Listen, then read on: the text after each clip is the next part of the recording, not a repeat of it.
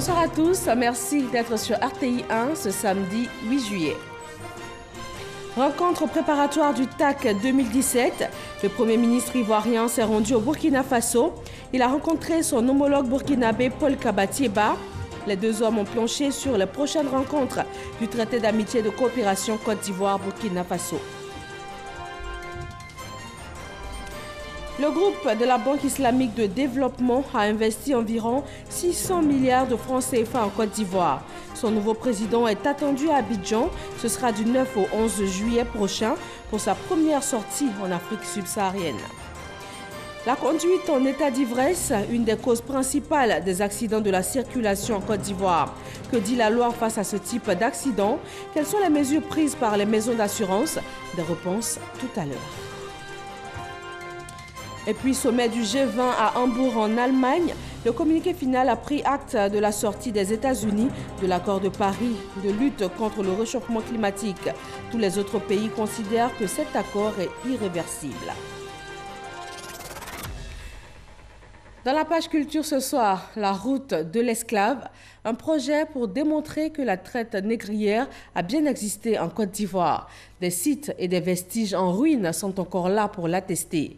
Des chercheurs ont mené des études afin de les identifier, de restituer cette page de l'histoire de l'Afrique. Le projet a été lancé il y a tout juste quelques jours. Un invité d'honneur pour l'occasion, l'ancien président du Bénin, M. Nicéphore Dieudonné Soglo. Et il est avec nous sur ce plateau. Bonsoir, Monsieur le Président. Bonsoir, madame. Merci d'avoir répondu à notre invitation. Nous vous retrouvons dans une trentaine de minutes. Merci beaucoup. À tout à l'heure. Le TAC 2017 se prépare. Pour cette nouvelle édition du traité d'amitié et de coopération entre la Côte d'Ivoire et le Burkina Faso, le Premier ministre ivoirien s'est rendu au pays des hommes intègres. Il y a préparé avec son homologue burkinabé les prochaines rencontres du TAC 2017. Herman Guivet. Du 17 au 18 juillet 2017, Ouagadougou, la capitale du Burkina Faso, abritera la 6e session du traité d'amitié et de coopération qui existe entre la Côte d'Ivoire et le Burkina Faso, en vue de préparer les rencontres qui se tiendront au cours de cette importante réunion pour les deux pays. Le Premier ministre Amadou Gon Coulibaly, à la tête d'une délégation composée de membres du gouvernement, s'est rendu à Ouagadougou où l'attendait à l'aéroport son homologue Paul Kabatieba, Premier ministre du Burkina Faso. Ouverture des travaux préparatoires du TAC 6 autour d'une table.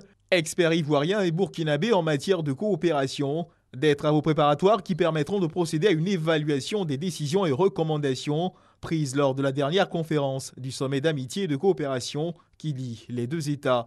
La tenue prochaine de la 6e conférence sommet du traité d'amitié et de coopération de la Ouagadougou nous permettra, à n'en pas douter, de poser de nouveaux jalons dans la construction de cette histoire commune.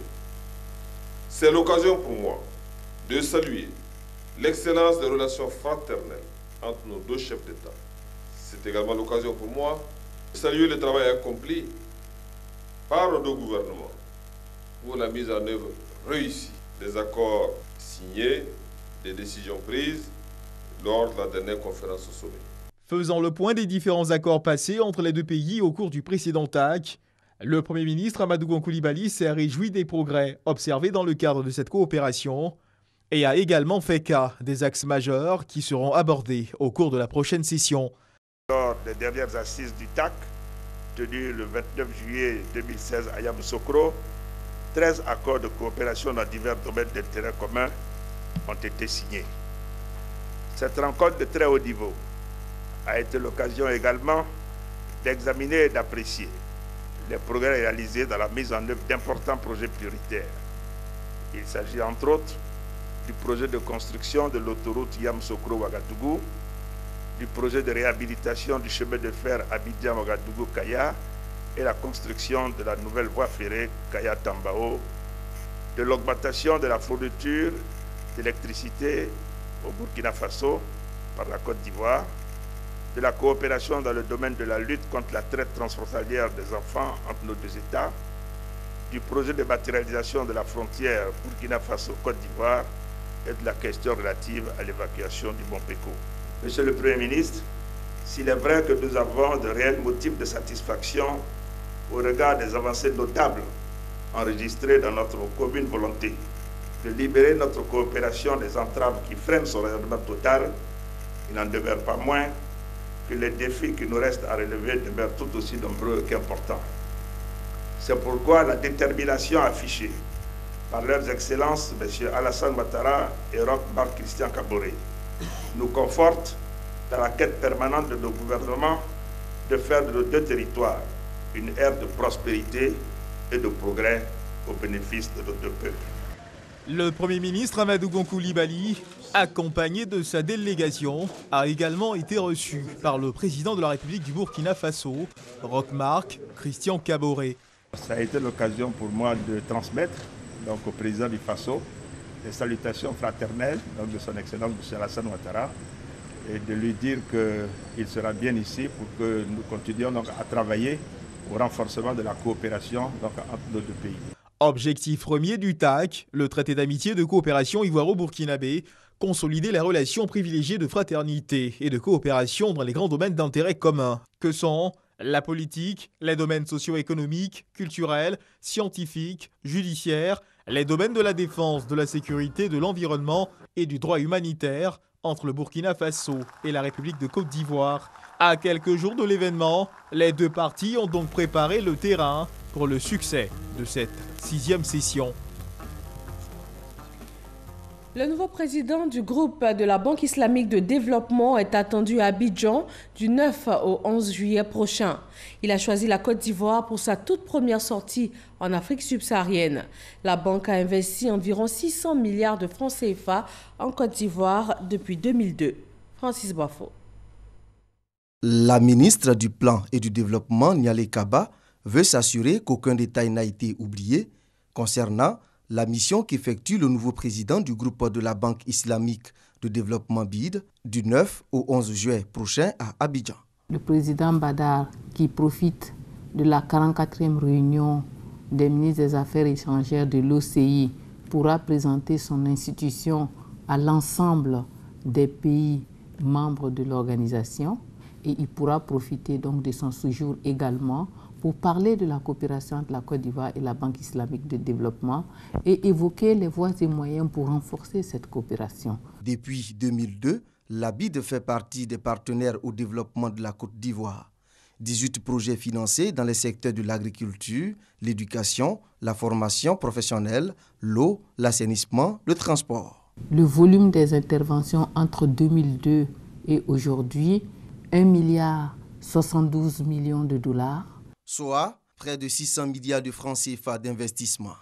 Entre 2015 et 2016, le Trésor public, en collaboration avec la Société islamique de développement du secteur privé, membre du groupe de la BID, a levé 2 emprunts obligataires islamiques sukuk de 300 milliards de francs CFA pour financer les projets de l'État. Lors du groupe consultatif de mai 2016 à Paris, la banque s'est engagée sur la période 2016-2020 à injecter dans notre économie 1,8 milliard de dollars. Ce que nous attendons, c'est que la banque et nous-mêmes, nous puissions donc améliorer, performer nos méthodes d'intervention communes de façon à ce que d'ici 2020, nous puissions absorber ces montants importants. Sans doute, la réunion des ministres des Affaires étrangères des pays membres de l'Organisation de la coopération islamique OCI, à laquelle prendra part le nouveau président du groupe de la BID lundi, va plancher sur les procédures de décaissement de cette banque islamique. La journée mondiale sans sachets plastiques a été commémorée le 3 juillet dernier. En Côte d'Ivoire, la célébration officielle a eu lieu aujourd'hui, une occasion pour le gouvernement d'informer les populations des méfaits des sachets plastiques et surtout d'inviter les entreprises de fabrication à la reconversion. La conduite en état d'ivresse est une des causes principales des accidents de la circulation en Côte d'Ivoire. Que dit la loi face à ce type d'accident et quelles sont les mesures prises par les maisons d'assurance dans ces cas-là? Chris Diomondé et Serge Coléa. Cocody, cité Sogefia. Il est 7 heures. Nous sommes un samedi. Un automobiliste, revenu d'une virée arrosée, se retrouve dans une position inconfortable. L'homme semble endormi et son état inquiète. Il faut attendre l'arrivée des sapeurs-pompiers et les forces de l'ordre pour le voir enfin réagir. Il s'agit d'un automobiliste qui revenait sûrement d'une fête et qui a pris le ravalement et qui s'est retrouvé là pratiquement dans le ravin. Alertés par les habitants du quartier, nous sommes déportés tout de suite sur les lieux, avons sécurisé le véhicule. Ce monsieur a visiblement un peu trop levé le coude. Au volant de sa voiture, il s'est finalement retrouvé dans cette cité au grand étonnement des résidents.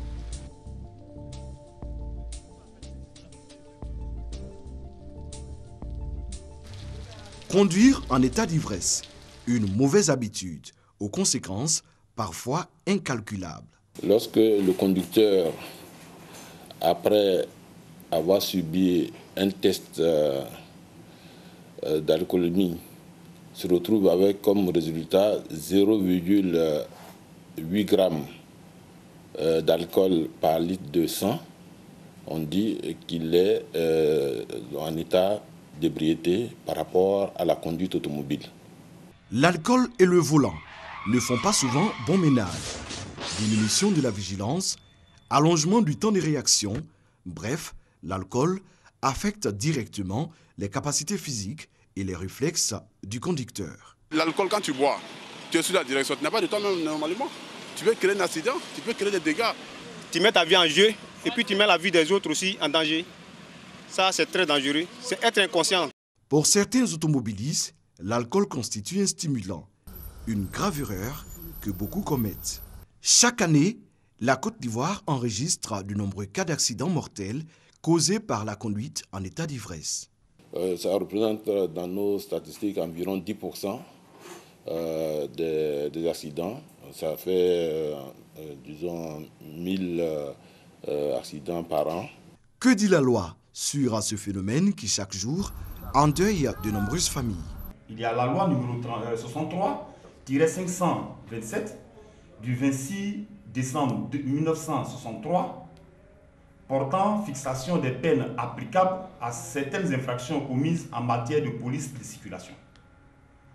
L'article premièrement de cette loi dit, et la loi est très claire là-dessus, que sera puni d'un emprisonnement de 2 mois à 1 an et d'une amende de 100 000 à 1 million de francs, ou de l'une ou l'autre de ces deux peines, quiconque se trouvant en état d'ivresse ou sous l'empire d'un état alcoolique aura conduit ou tenté de conduire un véhicule.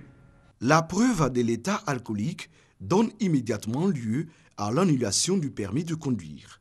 La loi permet aussi aux forces de l'ordre de conduire l'automobiliste éméché à la gendarmerie ou au commissariat afin de le placer en cellule de dégrisement jusqu'à ce qu'il retrouve ses esprits. Comme sanction, il y a la peine de travail d'intérêt général et l'obligation d'accomplir un stage de sensibilisation à ses propres frais. Côté assurance, un accident de la route ne garantit aucun dédommagement à l'automobiliste en état d'ébriété. Même si vous avez la couverture qu'on appelle la tout risque, donc qui veut que vous soyez couvert dans tous les cas de figure, un renversement du fait d'un état d'ébriété élevé n'est pas couvert. Ce qui est différent de la garantie responsabilité civile vis-à-vis des tiers. Cette garantie protège le tiers. Et tiers toute personne qui prend position à bord d'un véhicule autre que le conducteur. Pour une conduite responsable, des conseils d'usage s'imposent. Comme c'est le cas en saison de pluie, il vaut mieux réduire vraiment la consommation d'alcool pour prendre son volant. Il suffit simplement de changer les habitudes et vous vous rendrez compte que le taux d'accident va baisser et les assureurs pourront mieux servir la population. La consommation abusive d'alcool est la première cause de mortalité sur les routes. En Côte d'Ivoire, le constat est réel et inquiétant. l'alcool tue au volant. En plus des efforts à déployer, il faut songer à mettre en place un test d'alcoolémie, des tests inexistants à ce jour sur nos routes. Cela peut contribuer à réduire au maximum les dégâts. Dans la région de la Bagoué, un nouveau type de transport interurbain a fait son apparition. Des véhicules à 3 roues assurent la liaison entre les différents points de Boundiali. Les autorités administratives travaillent à professionnaliser le secteur. L'idée est d'en faire un bon moyen d'insertion pour les jeunes en quête d'emploi. Soro Corona et Kader Sogodogo.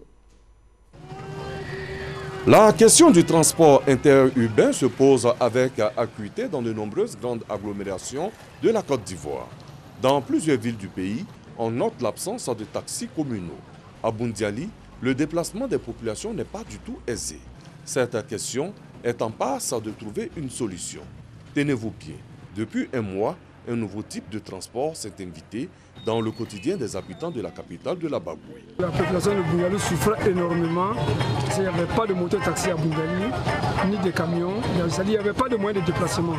Chacun s'est débrouillé comme il le pouvait. On a eu un frère ici qui a des fournisseurs au niveau de Korogo qui lui ont fait la proposition. Bon, il a tenté avec des premiers taxis. Une trentaine de ces tricycles circulent dans la ville de Boundiali pour le grand bonheur des populations. Boundiali est grand maintenant, les coins sont loin.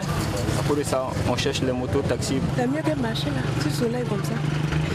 Pour éviter tout désordre dans ce nouveau type de transport, les autorités administratives et les conducteurs de ces engins à 3 roues s'organisent. Ce que nous sommes en train de faire maintenant, c'est de les organiser pour qu'ils puissent sortir de l'informel, pour déclarer leur activité, pour avoir aussi assurer les passagers, limiter le nombre de passagers, que ce soit une activité bien encadrée qui soit conforme aux règles de la République.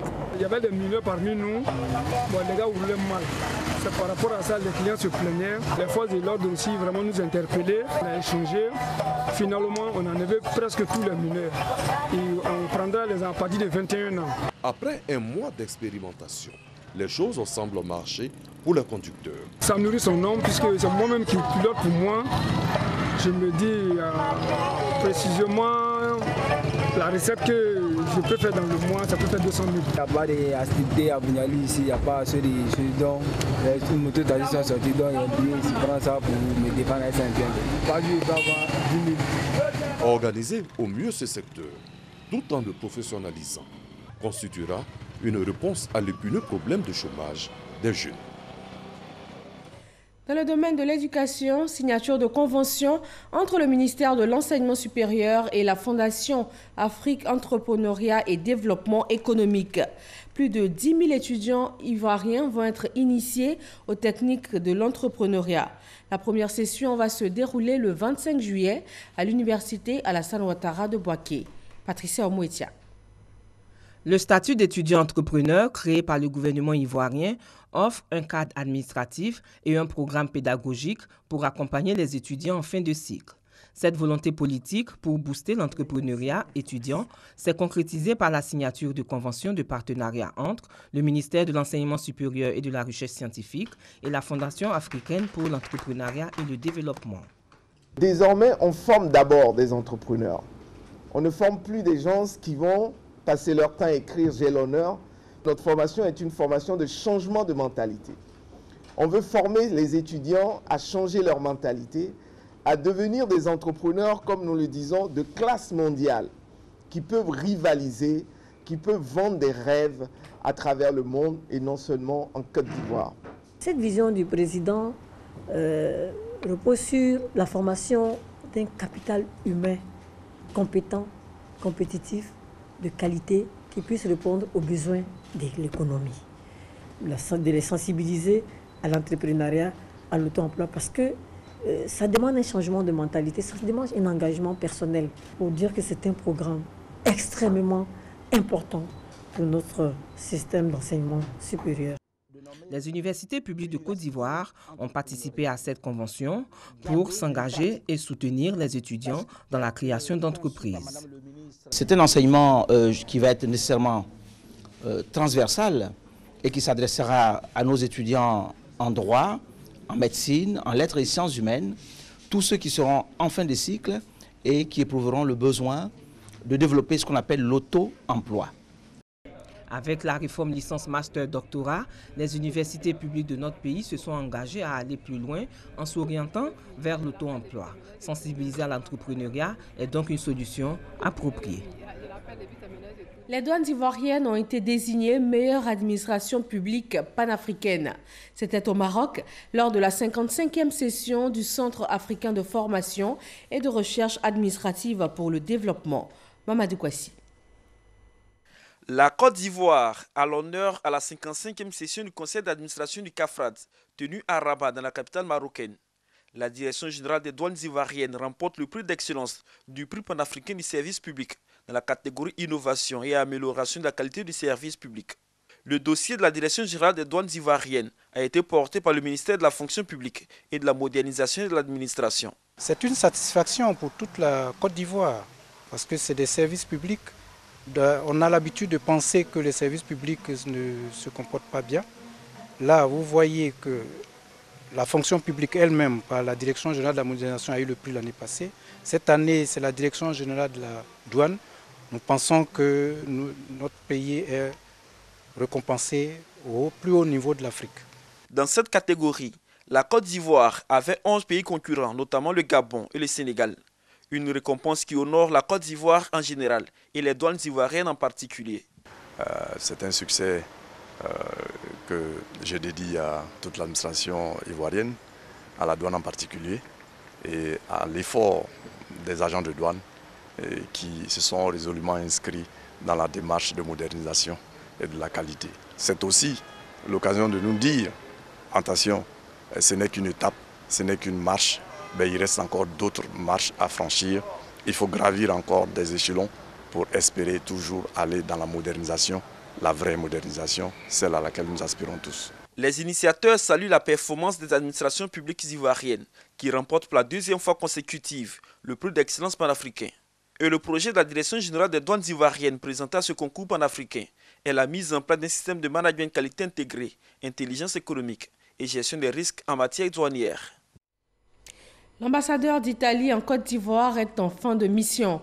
Le gouvernement ivoirien lui a rendu hommage pour ses 4 années passées à rehausser les relations entre les deux pays. Il a été élevé au rang de commandeur de l'ordre national. Dans moins de 2 semaines, Abidjan va vibrer au rythme des 8e Jeux de la francophonie. À partir du 18 juillet, environ 80 délégations étrangères vont arriver en Côte d'Ivoire. Les villages du district d'Abidjan se mobilisent avec notamment un programme d'hébergement des participants venus des autres pays. Isaïo.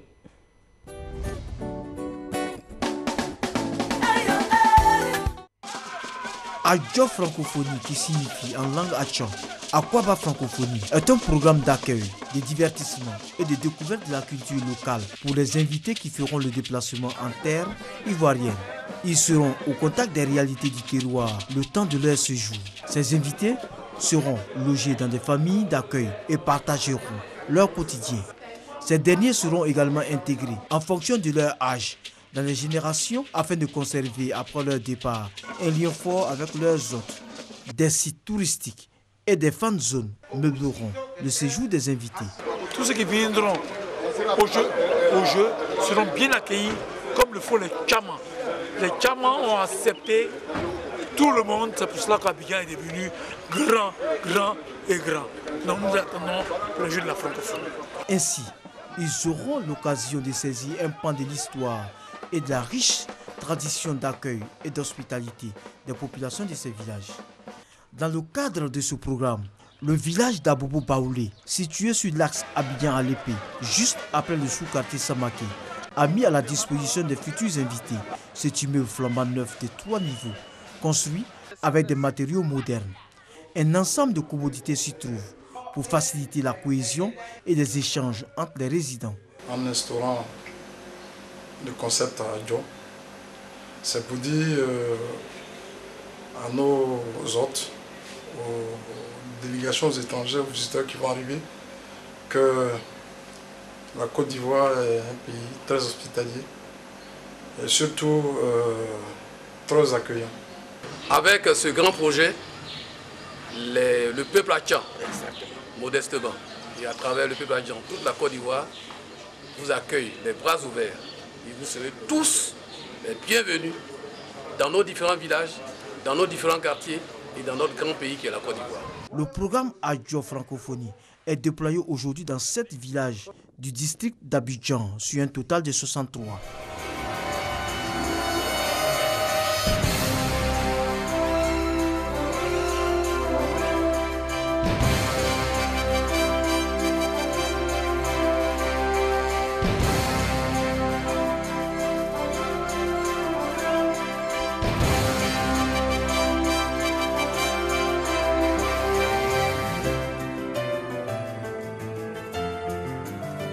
Outre Abobo Baoulé, les villages d'Aboboté, d'Anon Kwakouté, d'Adjamé Benjervi, d'Anan, d'Anoumambo sont également concernés.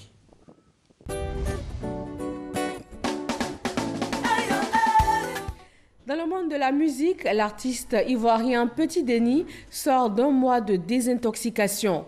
Il se dit prêt cette fois à tourner définitivement le dos à la drogue pour, dit-il, vivre pleinement sa carrière. Serge Coléa l'a rencontré. Centre de soins médicaux Cover. Nous sommes à Cocody, dans les environs du lycée technique. C'est ici que vit depuis environ un mois l'artiste Koulaté Déni, alias Petit Déni, ou si vous préférez, Denko. Ah, je connais la directrice. Vous voyez, je suis passé. Le chanteur subit en ce moment une cure de désintoxication. Personne ne m'a invité à venir ici. C'est que le problème, c'est quoi? Dieu a un plan pour tout le monde. Je me suis réveillé un matin et je me suis dit que je suis fatigué de ça. Denko veut définitivement faire l'impasse sur la drogue. Il reconnaît en avoir trop souffert. Vous savez, quand tu promets quelque chose à quelqu'un même que tu vas couler les larmes, franchement, tu dois faire effort sur toi-même. C'est cet effort-là que j'ai fait. Bon, aujourd'hui, ça va. Son médecin traitant se réjouit de cet engagement. C'était pas évident parce qu'il était très enfoncé. Petit à petit, avec le traitement donc, de désaccoutumance que nous avons mis en place, on a pu obtenir une résilience aujourd'hui où les produits ne lui disaient plus rien du tout. On est à mi-chemin donc, du traitement et déjà les résultats sont à apprécier. Le Zouglouman est soutenu par Siro, un autre artiste. Les responsables du Burida également suivent de près l'état de santé de leurs sociétaires. À ma sortie d'ici, au lieu d'aller à la maison directement, c'est direction la Riviera pour le studio, parce que j'ai beaucoup de choses à dire. Les concurrents sont prévenus. Apprêtez-vous, parce que je sens beaucoup de personnes qui cherchent à prendre mon brassard. La première place est occupée par le Denko System. Tac là, boum. Sacré Petit Déni, pourrait-on dire.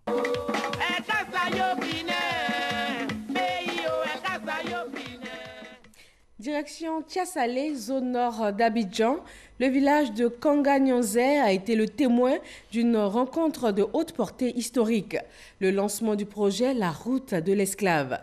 Les peuples de Côte d'Ivoire ayant connu la traite négrière, il est aujourd'hui question de se souvenir de ce passé qui fait partie intégrante de l'histoire du continent.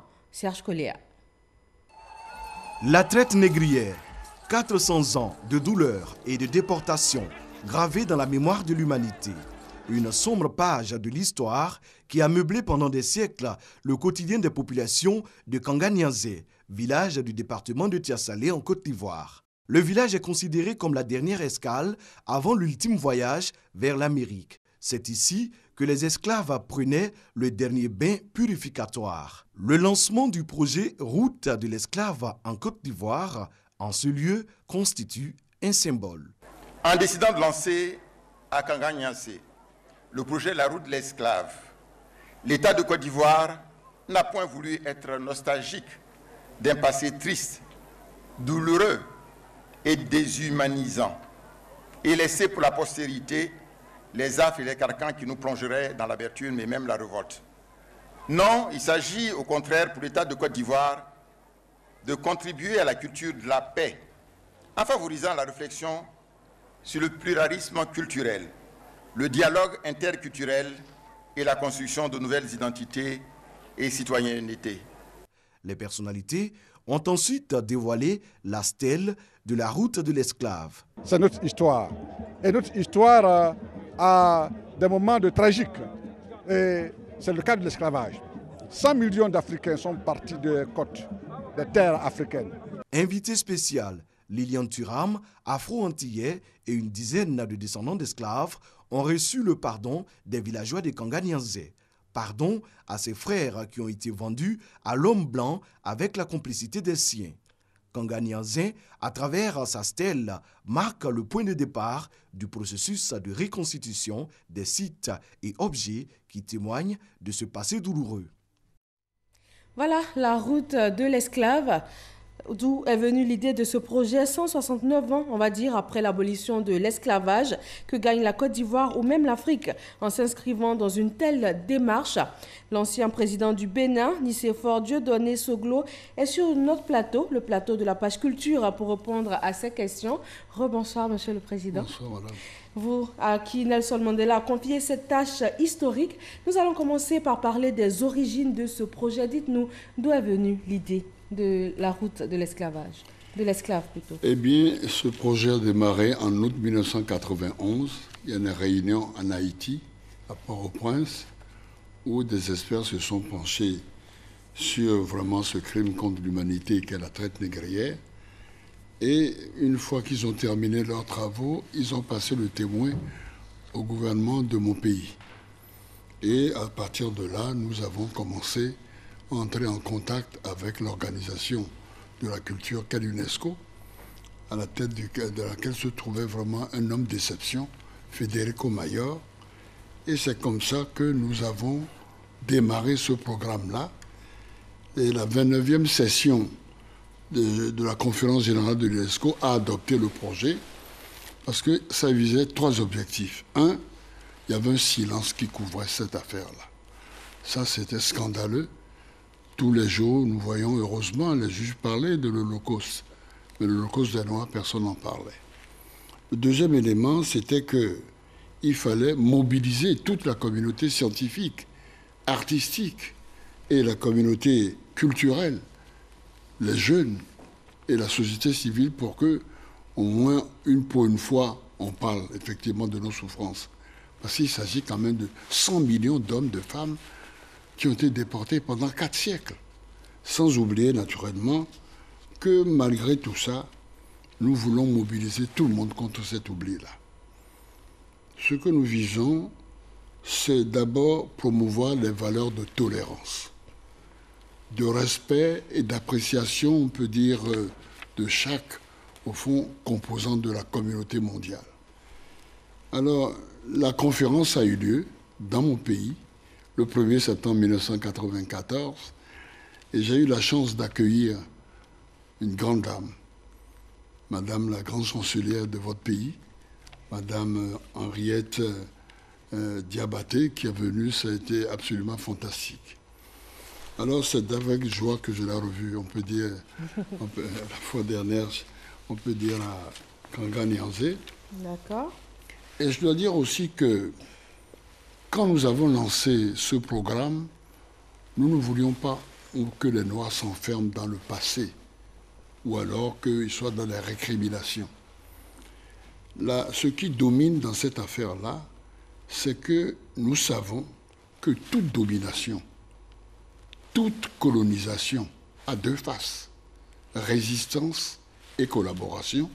Pour simplifier, disons, De Gaulle et Pétain. Alors, vous avez parlé de mobilisation, de remémoration. En quoi est-ce que va consister exactement le projet? Le projet, au fond, c'est que ce qui est le plus important, c'est que ensemble, nous réfléchissions sur les moyens de permettre aux Noirs qu'on a maltraités, asservis, assujettis, qui ont permis de bâtir le château de Versailles, ne l'oublions pas, et qui ont été à la base de l'accumulation de capital qui a permis ce que nous voyons actuellement dans le monde. C'est le sang des Noirs qui a permis ça. Et ça, il ne faut jamais l'oublier. Alors, notre but, c'est qu'à notre tour, nous puissions, avec le soutien, on peut dire, de tous les peuples du monde, relever les défis du développement. Parce qu'il est absolument insupportable de voir des jeunes mourir dans le désert, prendre la Méditerranée comme on peut dire leur tombeau, alors que c'est eux qui ont créé la prospérité mondiale. C'est ça, on peut dire, le but de la route de l'esclave. Alors sur le terrain, est-ce qu'il va s'agir de, on va dire, revaloriser ces sites-là qui ont marqué le passage d'esclaves, comme notamment au Sénégal, où ce sont des attraits touristiques aujourd'hui? C'est une bonne question que vous posez. Il y a d'abord ce que les négriers ont laissé, Gorée, Cape Town, au Ghana. Mais il y a ce que nous-mêmes nous faisons. Parce que la question qui se pose du développement, et que la question qu'a posée Nelson Mandela en disant la première des 4 défis que tout homme d'État doit avoir en arrivant, 1, c'est le devoir de mémoire. Parce que quand vous perdez votre mémoire, c'est comme si vous avez la maladie d'Alzheimer. 2, c'est l'énergie, sans laquelle il n'y a pas de développement. 3, c'est évidemment la révolution verte. Et 4, on peut dire, c'est tout ce qui concerne les moyens de communication. Mais ce que nous commençons aujourd'hui, ça, c'est absolument indispensable que tous les Africains, que dans les écoles, parce que c'est ça le problème le plus important, il faut que dès la maternelle, les enfants s'imprègnent de ça, qu'il y ait des films, qu'il y ait, mettons, des revues. Ça, je crois que ce travail-là, c'est ça le travail le plus important à mener, pour que nous retrouvions nous-mêmes notre propre dignité. Il y a un homme qui a été mon maître à penser, si vous permettez, c'est ce monsieur-là. Il s'appelle Aimé Césaire. J'ai, au fond, vis-à-vis de ceux-là, une responsabilité. Il dit au président Nicéphore Dieudonné Soglo, qui par son exemple restitue à l'Afrique sa dignité et lui balise les routes de l'avenir. Quand vous avez, on peut dire, un héritage comme ça, vous ne pouvez pas le laisser de côté. Mais il n'y a pas que lui. J'ai d'autres parrains, je m'excuse quand même, parce qu'il faut le dire, c'est Nelson Mandela qui nous a confié, parce que je suis le vice-président du Forum des anciens chefs d'État, et la première chose à faire, c'est précisément le devoir de mémoire. Alors je dois dire que j'ai été aidé dans cette affaire-là, parce que j'ai eu beaucoup de chance, par le pape Jean-Paul II. Parce que quand j'avais commencé, il y a eu quelques difficultés dans mon pays. Parce que l'archevêque de l'époque descendait d'une grande famille qui évidemment était impliquée dans cette affaire, mais qui n'a pas eu, disons, la hauteur d'esprit de prendre de la distance, parce que moi aussi, je suis d'une famille, on peut dire, princière, qui a été impliquée dans cette affaire-là. Mais il faut demander pardon pour ces crimes contre l'humanité. Alors, Monsieur le Président, vous avez rappelé, c'est un bon point de l'histoire. Et l'idée est venue depuis 1991, comme vous l'avez dit, nous sommes en 2017. Pour terminer très rapidement, oui. Où est-ce que nous en sommes dans ce projet-là? Non, ce qu'il y a, ce que je dois féliciter, ça, il faut, là, vraiment, le gouvernement de Côte d'Ivoire, ça, vraiment, et le président Alassane Ouattara, Madame, évidemment, la grande chancelière et le ministre qui a fait un travail extraordinaire.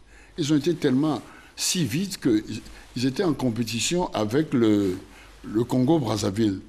Et le président Sassou me dit nous allons battre la Côte d'Ivoire, mais je crois que vous avez gagné.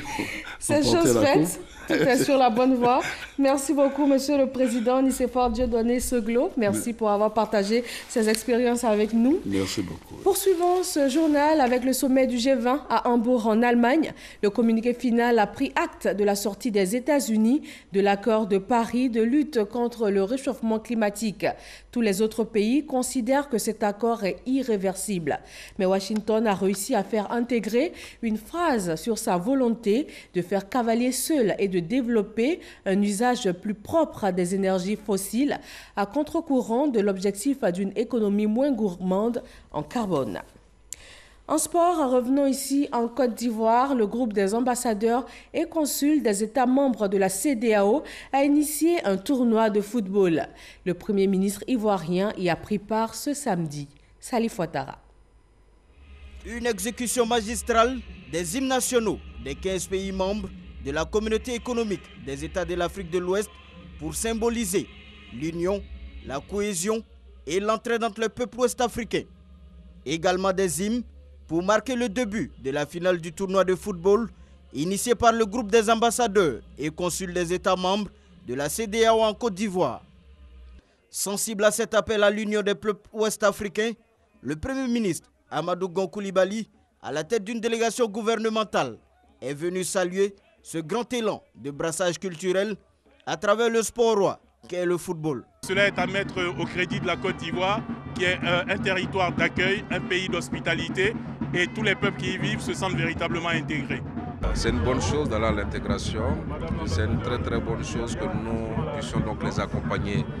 Et c'est une bonne chose de rapprocher les gens pour pouvoir les transporter par la suite. Débuté le 1er juillet dernier, la première édition de ce tournoi de la fraternité a réuni pendant 2 week-ends sur les aires de jeu de l'université Félix Houphouët-Boigny 14 équipes composées des ressortissants des pays membres de la CEDEAO avec pour slogan « Plus visible, plus proche des populations ». Un slogan qui confirme le passage de la CEDEAO des États à la CEDEAO des peuples. Le sport n'a été qu'un prétexte. L'objectif c'était de faire en sorte qu'on puisse se retrouver pour communier ensemble. L'année prochaine, nous allons faire la même chose. Ce sera autour du sport ou de la culture, pour donner aux jeunes, aux populations, notamment les plus jeunes, l'occasion de se retrouver, de sentir davantage ce qui les lie, pour le célébrer et pour aller de l'avant ensemble. La finale a opposé l'équipe du Nigeria à celle de la Sierra Leone. Victorieux 2-1, le Nigeria est reparti avec le grand trophée de la cohésion. Nous sommes à J-13 des 8e Jeux de la francophonie, un événement sportif et culturel qui attire du beau monde. Une occasion pour les participants de découvrir le pays hôte. Eh bien, on regarde ce soir sur Fresco, localement appelé Koiri, ville du sud-ouest de la Côte d'Ivoire. La région de Fresco est arrosée par de nombreuses rivières et 2 fleuves. Ils terminent leur course dans la mer à Fresco. Et près de la ville se situe une presqu'île dont les seuls habitants sont des éléphants, des hippopotames et des singes. Excellente fin de soirée à tous.